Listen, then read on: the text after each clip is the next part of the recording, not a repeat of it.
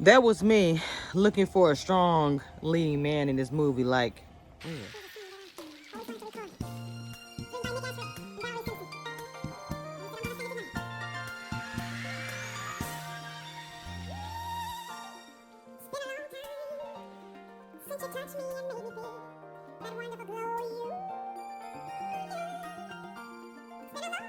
First of all, I want to shout out to KJ Smith. She was in the beginning of the film. I love her acting, and I just like her, period. Okay, she is playing Deborah, the ex-wife. She's only in there for a short amount of time, but her character is brought up like throughout the movie. All right, let's get into this. David, who's played by Omar Epps, is the villain. Nia Long, who's playing Ellie, is obviously the victim in this whole thing.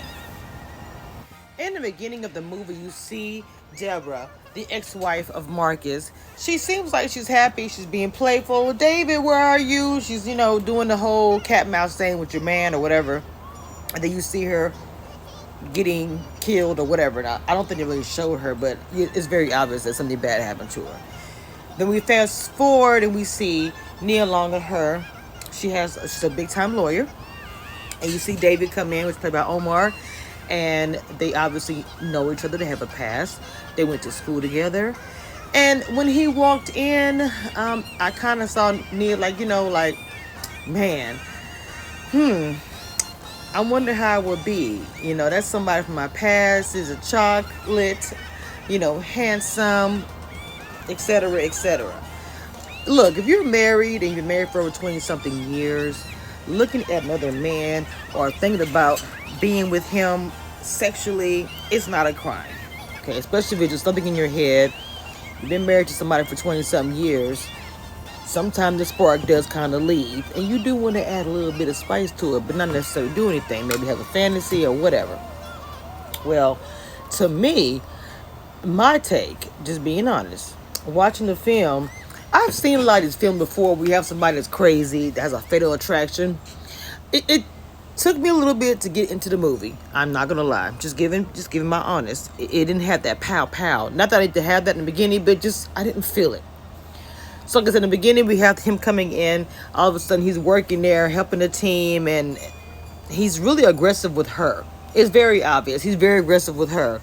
He's speaking to her like, you are just everything to me, like we had never just stopped talking, and she's looking at him like, oh, okay. So after the little briefing, and she sees, and he kind of flexes in the meeting, oh, I can do this, oh yeah, I get this done, and stuff like that, and she's look like she's a little bit impressed, but not that impressed.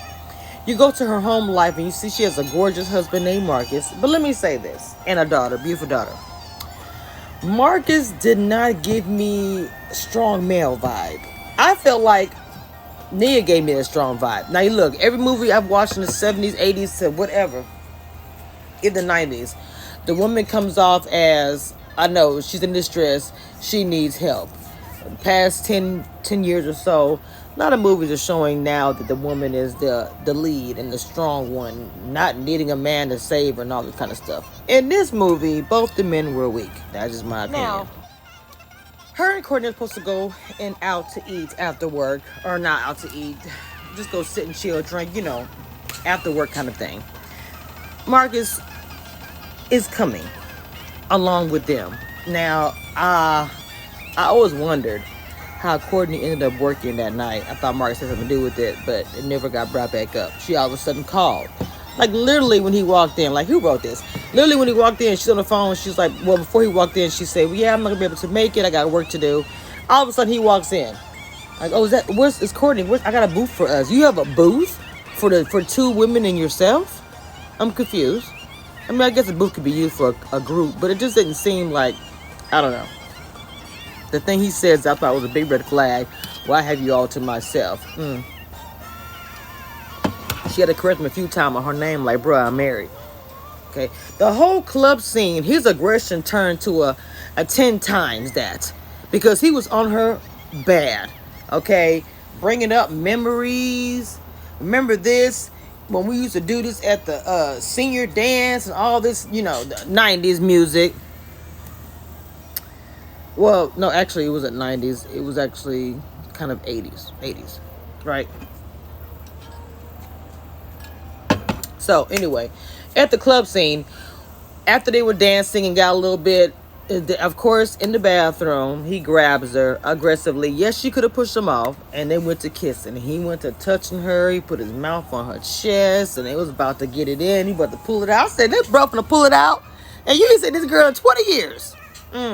Anyway, so before he actually inserted it inside, she was like, "Nah, I can't do it."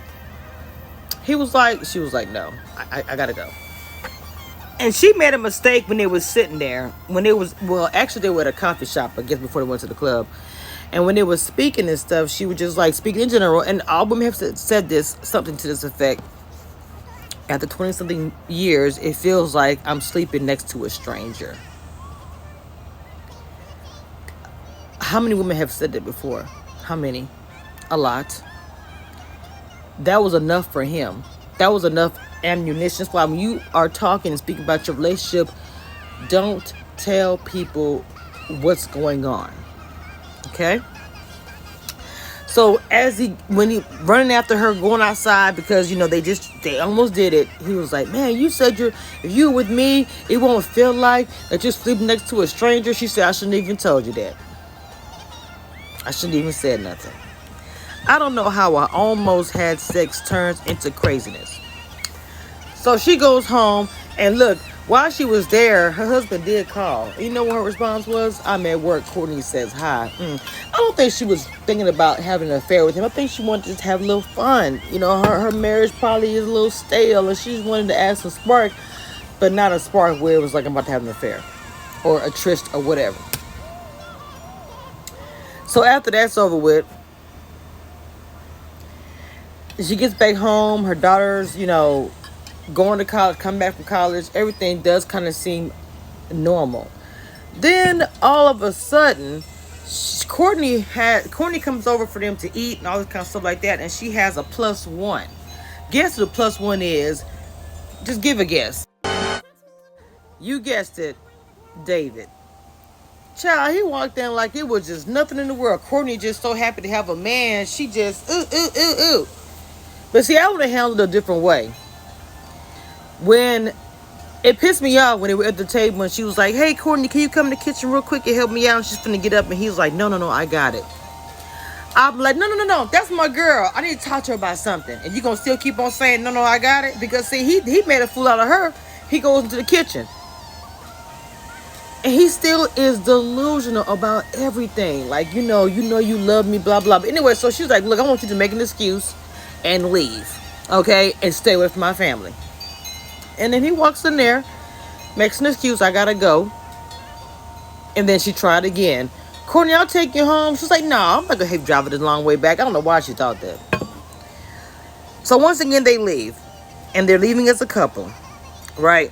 So she starts to she was going to try to get a hold of Courtney, but of course, he beat her to it. "Oh, I heard about you. You tried to get with him, and when he got hired, you knew about him getting hired there, and you all this stuff, and you tried to slip him in the bathroom." She's like, wait a minute. Hold up, girl. You my dog. Would I really do that to you?" Courtney believes everything that he told her. See what some good deed would do to you? So she believes everything that Marcus. She believes everything that David said to her. So she knew the only way she could convince Courtney is to show her proof. So she went to digging, following him, see what she can figure out about him, and send to Courtney. Courtney believed nothing that she said. Okay? Nothing. And she didn't want to tell her husband anything. She left her job, started her own company, and see, she thought it was all forgotten, because when she started her own company and moved to the new place and was with her kid and her husband, time went by, but that guy was planning. When he went to his psychiatrist and was talking to her, and he brought up the ex-wife, and then she said, "Are you sure you're okay? Because what you went through with Deborah, your ex-wife, anybody who went through that will still have problems." He seems like he's not stable at all. Of course, nobody knows about any of this stuff. Now, Nia Long was like, Ellie, I'm going to really try to find some kind of evidence against this guy because this is ridiculous. The thing about it with the husband, he's so clueless to what is going on. It's like, dude, you're not even at work right now. Not trying to be funny.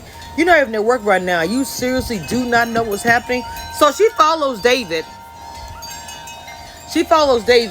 And she sees David and she sees Marcus at the golf together. I'm like, girl, I wouldn't. I'm gonna tell you something.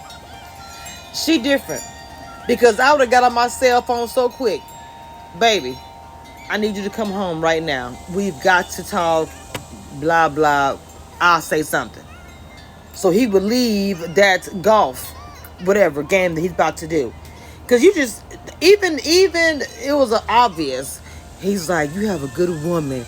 Somebody would go crazy if the woman that he loved or another man was touching on him. He might want to kill him for that. And he walks behind him with a club. Like, okay, it's very obvious you trying to act like he gonna kill him, but you know ain't nothing gonna happen. He puts the golf.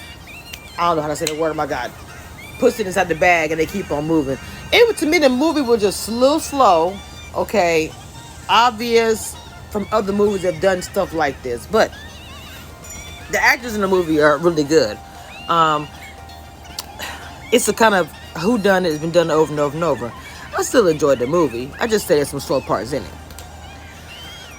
So anyway, her following him, she ended up going to his apartment because once he came out and went back, she thought he was gonna be gone for a while. She went to digging and found pictures of him watching her, all kind of stuff, and she's like, "What the?"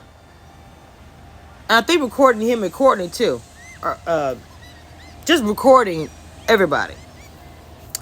So she hurried up and get on the floor because he came in the house, and I believe he knew she was there because, of course, it's that same scene where they walk. You're right there by the cabinet on the floor hiding, right?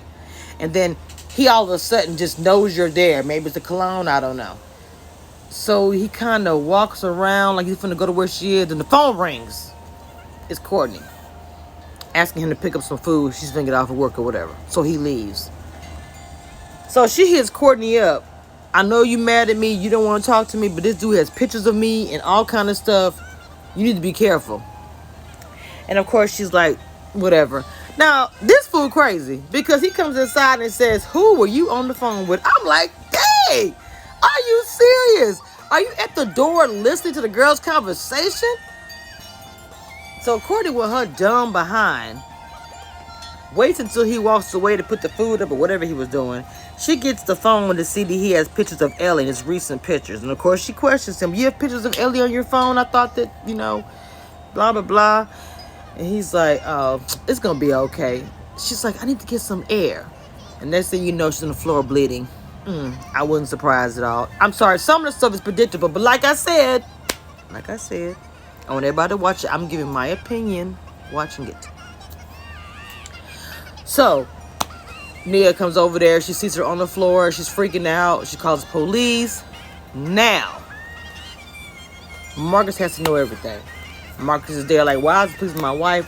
Even when he was going off on his rant, I was like, dude, I'm like, look, maybe I shouldn't be saying this, but like, the reaction, this son of a bee was around me let me stop. Okay, so he was upset. He didn't know this whole time they were so close or whatever. And the fact that they almost screwed in the bathroom. But the daughter comes in. They break it out. They tell her everything too. So the whole family knows about it. They know about everything. Okay. So the police are investigating now. And they can't find him. What a surprise. So he goes to the beach. All of a sudden they find his body. Now look, this is what I thought was predictable too. When he pulled up to the beach, there happened to be a homeless man sitting down when he pulls up. And I said to myself, okay, he's going to do something to the homeless man to make people think that he's dead. All of a sudden I see a note in his hand and I see a lighter flicking. Then I see the homeless man's clothes and like a bone because it's all burned up. So he burned this homeless guy up to act like it was him. And I don't know if they did no DNA test, and I have no idea. Like, oh, well, he's gone. We found the suicide note. He sent a suicide note to his voicemail to his psychiatrist. It's done. It's over with.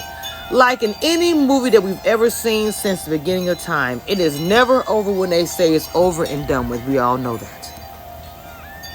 So they go back home, everything is good. And let me say something too. When she had went back home after her little bathroom, this is just a side note, after the bathroom scene, it seemed like her marriage was the best I have ever seen it. Like, not ever seen it. It just seemed like it brought back the spark that was there. They was like doing it in the shower. It was just everything, right? I don't know why the little bit there took it, but like I said, they need a little spark. Sorry, David. So David faked his death. Thanksgiving, they're planning dinner. You have the daughter, her friend Scott. They're planning the Thanksgiving dinner for the next day. They're making the turkey. It's really sweet. She gets a call from her boss. This dude has everybody's phone number, or I don't know how he does it. He must have got the phone. Come down, signs paperwork before Thanksgiving. So she comes down there. It's dark. The door is unlocked. Now, the door is unlocked, so why would you walk in after going through all that with this crazy nut? Of course, she walks in, calling her name was Linda. I think her name was Linda or Janice, I don't know. Calling her name, walking in there. Then she trips over her body on the floor. I'm assuming she did, because they shouldn't bring her up as being alive. Trips over her body, and then that fool right there. You know you love me. I don't know why you act like you are still in love. And the crazy thing is when you talk to psychiatrists, this is me jumping, I'm sorry, a little bit, I'm jumping everywhere. When he's talking to a psychiatrist, he was like, I'm in a relationship. She's a lawyer coming out of a long time relationship. I'm saying to myself, this fool is crazy. So, she tried to stab him with a knife. That went horribly bad. Nothing she was doing was actually working, okay? It wasn't until, I don't know, he got to the house. She called the police, get somebody over there, because nobody wasn't there. I'm sorry, I messed up. When she fell over the body, nobody was there but her. I'm sorry. But when she called the house, nobody answered the phone. David was doing it to distract her. So he had tied his whole family up, her family up. So she goes to the house and she's about to fight for her family. See, like I say, you can mess with my family, I'm going to come at you 10 times. So she went to fighting with him. And again, the husband really was no use. Because every time he escaped and was able to fight, it just seemed like he just fell down. Now, I know he said he had an accident. And this is something that I want to bring up. He said that he had an accident where somebody hit him out of nowhere and he was paralyzed. I always wondered, was that him? Just the way he looked at him when he said it. Like, was he the one that did that to him? I don't know. So anyway, she fought for her family. She got her family back. She ended up, because her, David, and Marcus were on the edge of this cliff. Because when Marcus came out with his daughter, he said, get in the car, go, go, go. When Ellie was trying to get on the, I don't know what she's trying to do on the radio, police radio, he right behind her, acting all crazy. So them two tossing back and forth. They all three end up on this cliff. She's grabbing his hands like, David, hold on. Bruh, I ain't gonna, anyway. He ends up falling on the side of the cliff. And that was the end of the movie. I actually would give this 2 tomatoes if I was to review it like that. Not saying that I couldn't watch the whole thing. I watched the entire movie to the very, very end. Okay. I did do a little fast forwarding. I will have to admit that. I'm just giving you the real. But on a Saturday or Sunday, you don't really have anything to watch it. Just letting you know it's a little slow. Just letting you know that it's kind of predictable. But that is my review of the movie. Like, comment, and subscribe. Let me know in the comments, what do you guys think of the movie if you've already seen it? And my other question is this. If a guy is kind of stalking you a bit, well, he was stalking her, okay? And you've known this dude since college. Would you have told your husband or boyfriend or fiance or whoever you are with about what happened in the bathroom scene? Or would you have kept it to yourself? I'm curious to know what you guys think. Please drop your comments below so that we can have a conversation. Because I got some questions and I want to talk about it. Okay? Love you guys. Please stay safe. You guys wear a mask everywhere you go. Bye.